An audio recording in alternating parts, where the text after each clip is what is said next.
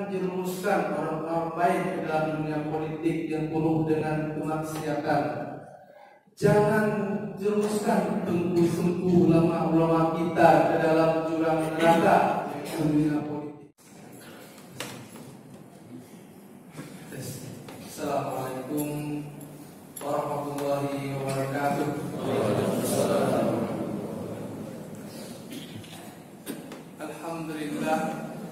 Alhamdulillahirabbil alamin. Wassalatu wassalamu ala asyrofil anbiya'i wal mursalin sayyidina Muhammadin wa ala alihi wa sahbihi ajma'in.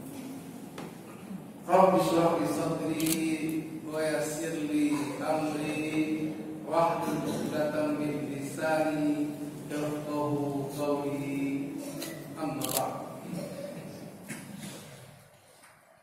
Puja-puji syukur kehadirat Allah Subhanahu wa taala yang mana dengan rahmat dan inayahnya, alhamdulillah pada subuh yang berbahagia ini kita masih diberi kesempatan, kekuatan untuk bisa berhadir bersolat berjamaah di masjid yang kita muliakan ini. Salawat dan salam kita aturkan kehadirat Nabi besar Muhammad sallallahu alaihi wasallam yang mana telah membawa umatnya dari alam jahiliyah kepada alam Islamiyah seperti yang kita rasakan sekarang ini.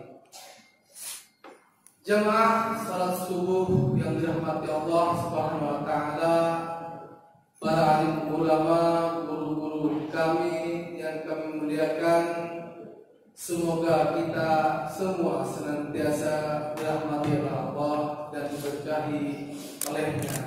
Amin ya rabbal alamin. Saya sebenarnya dalam kondisi yang kurang fit. Baru saja sampai dari kota Lhasa. Tadi malam ada pertemuan politik sampai dengan jam 1, dan karena saya sudah janji dengan Ustaz Abdul Halim, maka dengan segala terpaksaan saya harus hadir di sini sekaligus juga melepas rindu. Maka saya menggunakan baju yang sama ketika saya hadir di sini bersama Ustaz Abu Somad di Masjid Jami Lancang ini. Ya, semoga silaturahmi kita senantiasa berlanjut. Semoga silaturahmi kita semakin erat, dan juga semoga kita senantiasa dalam rahmat Allah Subhanahu wa taala. Mungkin tadi dikatakan akan ada yang jawab, tapi saya rasa nggak perlu karena saya bukan Ustaz Somad. Berbicara tentang Ustaz Somad, saya sudah 2 hari ini HP-nya nonaktif. HP beliau benar HP yang beliau nonaktif. Ya, kita doakan semoga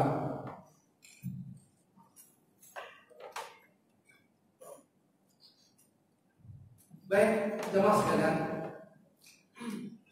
sekarang adalah tanggal 13 April. Di depan kita masih tersisa 4 hari menghadapi 17 April. Rasanya kurang elok ataupun kurang indah kalau kita tidak suka, kalau kita tidak berbicara tentang apa yang menjadi hajat besar di depan kita. Gak mungkin saat seperti sekarang ini yang di depan kita ada hajatan besar, kita berbicara masalah-masalah yang tidak ada kaitannya dengan hajatan tersebut. Maka terkait dengan itu mungkin sangat wajar kalau kita sedikit mengupas tentang hajatan tersebut, yaitu pemilu serentak tanggal 17 April. Kami rasa berbicara tentang politik, berbicara tentang siasat itu bukan hal yang tabu, karena politik itu sama persis dengan bidang-bidang ataupun lini kehidupan yang lain. politik itu sama dengan ketika bicara kita tentang ekonomi. Ketika kita bicara politik sama juga kita bicara tentang bidang kesehatan, bidang kemaritiman, lingkungan hidup, sosial kemasyarakatan. Malah justru dengan politik itu bidang-bidang tersebut sangat berpengaruh dalam hal kebijakan dan juga sangat berpengaruh untuk kemudian mempengaruhi dan juga menuntun kita dalam hidup sosial masyarakat sehari-hari. Maka saya melihat sekarang ini dunia politik ini sudah mulai bergeser ke arah hilang besar ke jalannya. Ketika dulu kita masih sering mendengar bahwasanya politik itu kotor, jangan jerumuskan orang-orang baik ke dalam dunia politik yang penuh dengan kemaksiatan. Jangan jerumuskan tengku-tengku ulama-ulama kita ke dalam jurang neraka dunia politik. Tapi alhamdulillah sekarang kita merasakan bahwasanya walaupun belum ijma, walaupun belum sepakat sepenuhnya, tapi setidaknya sudah sadar kita semua bahwasanya politik itu penting, bahwasanya politik itu memang harus kita kuasai, politik itu memang harus kita ajarkan. Politik itu adalah edukasi, bagian daripada edukasi yang harus kita senantiasa update dan terus diikuti. Al-Mukarram Ustaz Abdul Somad, kenapa beliau sering ke Aceh? Salah satunya adalah beliau melihat Aceh sebagai Nangro Syariat, sebagai provinsi satu-satunya yang menerapkan syariat Islam, sangat potensial untuk kemudian menjadikan teori-teori yang beliau sampaikan diimplementasikan, dilaksanakan. Dalam setiap ceramahnya, kalau kita ingin perhatikan, Al-Mukarram tidak lari ataupun senantiasa mengupas 3 tema utama. Kalau kita perhatikan, yang pertama terkait dengan pendidikan Islam, maka beliau sering menyebut masukkan anak-anak Anda ke daya, didik dia dari sejak dalam kandungan, jadikan mereka habis-habis Quran. Kemudian yang kedua, beliau juga sering menyebutkan ataupun membahas tema yang berkaitan dengan ekonomi Islam. Bank Aceh Syariah, Bank Aceh jadikan infak, sedekah, wakaf sebagai faktor-faktor untuk menunjang kebangkitan ekonomi umat. Belanjalah ke warung-warung muslim, hidupkan 212 Mars. Dan di sini kita juga masih ingat bagaimana beliau mengusulkan mari kita salat berjamaah, dan setelah pulang dari salat berjamaah kita serbu 212 Mars untuk kita belanja bersama. Jamaah masih ingat? Ya. Dan di sini juga beliau mengatakan nanti hari Rabu pagi adakan salat subuh berjamaah, tabligh berakbar, makan pagi bersama, dan kemudian serbu TPS untuk memilih para pemimpin, para wakil rakyat yang sesuai dengan hati nurani, yang insya Allah yang pilihlah yang insya Allah akan memperjuangkan agama Allah. Di sini juga beliau katakan tersebut. Maka ini adalah bagian dari nostalgia, ini adalah bagian daripada mempertegas, bagian daripada saling mengingatkan bahwasanya kita masing-masing punya tanggung jawab untuk menjadikan wajah Aceh khususnya dan wajah Indonesia secara umum untuk lebih baik di masa hadapan. Al-Mukarram juga yang ketiga sering mengatakan tentang tema beliau tentang politik Islam. Pilihlah pemimpin yang peduli dengan agama Allah.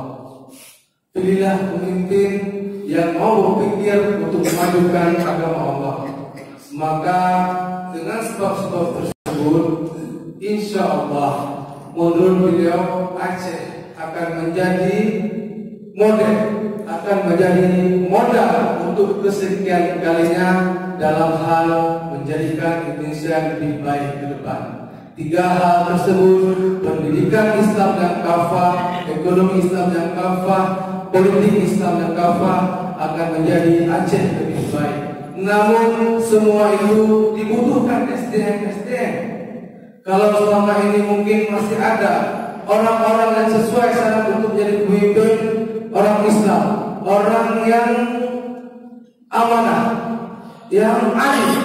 Namun mungkin sekarang ini para orang alim masih belum tahu, masih mikir-mikir, masih ragu-ragu. Saya rasa di masa yang akan datang orang-orang alim, orang-orang yang punya kemampuan tidak hanya di bidang kemampuan, tidak hanya di bidang keilmuan, tapi juga di bidang politik sudah wajib untuk terjun ke dunia politik. Hal-hal tersebut insya Allah kita harapkan dan kita doakan, tentunya wajah Aceh ke depan akan lebih baik. Jamaah salat subuh yang dirahmati Allah Subhanahu wa taala, dalam hal berpolitik juga kita harus memperhatikan etika. Ustaz Hasan Latif dalam satu ceramahnya beliau mengingatkan kepada para caleg jangan boleh-boleh jalan-jalan. Jangan jadikan mereka sebagai objek. Jangan bodoh-bodohi mereka dengan keren sombong, dan bodoh-bodohi mereka dengan mengatakan bahwasannya politik itu harus bayar, politik itu harus tinggi kosnya, politik itu harus dengan money politik. Tidak. Dan juga kepada rakyat, jangan mau menguras para caleg. Maka peran kita masing-masing, peran masyarakat, peran kita sebagai pemilih untuk tidak mudah tergiurkan dengan uang, dan juga peran kita pada caleg untuk tidak mudah menggunakan uang sebagai alat untuk meraih posisi dan jabatan serta kekuasaan. Ar-Rasyid wal Murtasyid ila fitnah. Ini sebenarnya bisa menjadi alat ukur kita, bisa menjadi dalil utama kita untuk kita melangkah. Kita bayangkan kalau seorang yang mempunyai reputasi yang baik di tengah-tengah masyarakat, seorang yang mempunyai keilmuan yang luar biasa di tengah-tengah masyarakat, yang mempunyai kemampuan finansial yang luar biasa di tengah-tengah masyarakat, ekonominya mapan, kemampuannya luar biasa. Apakah dia kemudian terjun ke dunia politik hanya untuk mencari dosa? Sangat disayangkan tentunya hal-hal tersebut terjadi di tengah-tengah masyarakat kita. Politik itu jalan menuju ke surga. Politik itu bukan jalan menuju ke neraka. Maka para caleg, jadikan politik itu benar-benar menjadi jalan menuju ke surga, bukan sebaliknya menjadi jalan menuju ke neraka. Dan juga kepada masyarakat, mari kita berpartisipasi aktif guna mensukseskan hajatan politik kita pada 17 April nantinya. Semoga menghasilkan para pemimpin, menghasilkan para rakyat yang penuh amanah, yang penuh dengan pengabdian keagamaan, yang penuh dengan pengabdian keurmanan. Semoga hajatan 17 April bisa berlangsung damai, aman, sejahtera, dan menghasilkan para pemimpin yang amanah, menghasilkan para rakyat yang mampu kemudian menjadi para penerus dan penegak keadilan di tengah-tengah kita. Amin ya rabbal alamin. Mungkin ini yang bisa saya sampaikan. Semoga bermanfaat juga bagi saya pribadi, dan mohon maaf atas segala kekhilafan dan kekurangan. Wabillahi taufiq wal hidayah, wal khairu minni wal afu minkum jami'an. Wassalamualaikum warahmatullahi wabarakatuh. GPS Blok Semarang takbir. Allah.